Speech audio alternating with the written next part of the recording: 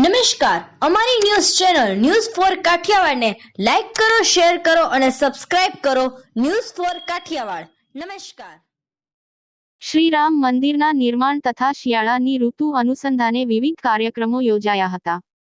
ગિરનારી ગોપી group દ્વારા Shri મહાપરિષદ zone Gitaben Kotecha Chamunda મંડળી આરતીબેન જોશી સંહિતા મહિલા મંડળ ચેતનાબેન પંડ્યા દ્વારા શ્રી રામ મંદિરના નિર્માણ તથા શિયાળાની ઋતુ અનુસંધાને વિવિધ કાર્યક્રમો યોજાયા હતા. શ્રી રામ મંદિર માંગ ભગવાન શ્રી રામજીની મૂર્તિની પ્રાણ પ્રતિષ્ઠા માટેના જળ કળશનું સ્વાગત, પૂજન તથા આરતી સાથે હનુમાન ચાલીસાના પાઠ રાખેલા તેમજ રાબ બનાવવાની હરીફાઈ રાખેલી. બધા બહેનોની રાબ એકત્રિત કરીને સેવાકીય હેતુ સાથે સિવિલ હોસ્પિટલ જઈને ગર્ભવતી તથા પ્રસ્તુતા સ્ત્રીઓને પીવડાવવામાં આવી હતી.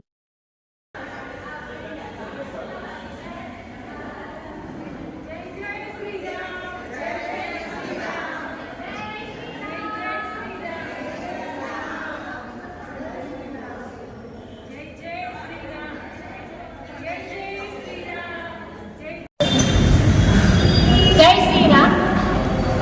ગિરનારી ગોપી ગ્રુપ જેમાં શ્રી લોહાણા પરિષદ મહાજન શ્રી ગીતાબેન કોટેચા ચામુંડા મંડળી શ્રી આરતીબેન જોશી તથા શ્રી સહિતા મહિલા મંડળ ચેતનાબેન પંડ્યા આ ત્રણેય સંસ્થાઓના સંયુક્ત ઉપક્રમે આજ રોજ જૂનાગઢમાં અત્યારે આપણે જોઈએ કે જૂનાગઢમાં જ નહીં સમગ્ર વિશ્વમાં એક ધાર્મિક માહોલ, એક ખુશીનો માહોલ જ્યારે સર્જાઈ રહ્યો છે, ત્યારે આવા ધાર્મિક વાતાવરણમાં શ્રી રામજી ભગવાનના મંદિરનું નવનિર્માણ યોગ્ય ખાતે થઈ રહ્યું છે, ત્યારે આપણે સર્વેની એક ફરજ આવે છે કે આ ધાર્મિક માહોલમાં આપણે પણ આપણી ખુશી વ્યક્ત કરીએ.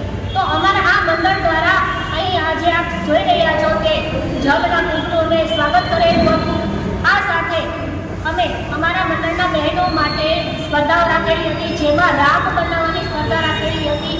અત્યારે આપણે જોઈએ છીએ કે રાબ એ વિસરાઈ જતી વાનગી છે. આ વાનગીમાં અનેક પૌષ્ટિક તત્વો રહેલા હોય છે કે જેનાથી આપણે ભાવિ પેઢીનું નવનિર્માણ કરી શકીએ છીએ.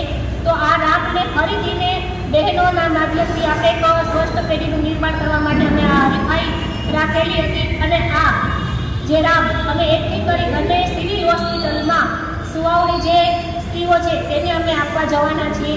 આ સાથે શ્રી રામ મંદિરના નિર્માણના સંદર્ભે અમે શ્રી રામજી ભગવાનના નામ લખવાની પણ સ્પર્ધાનું આયોજન કરેલું હતું. અને આ અમારા કાર્યક્રમમાં શ્રી ગીતાબેન, શ્રી આરતીબેન તથા અમારી જે કમિટીઓએ ખૂબ જ સરસ જહેમત ઉઠાવી હતી અને આ કાર્યક્રમને સફળતાપૂર્વક પાર પાડ્યો હતો. શ્રી ગીતાબેન જોશી તથા શ્રી વત્સલાબેન દવે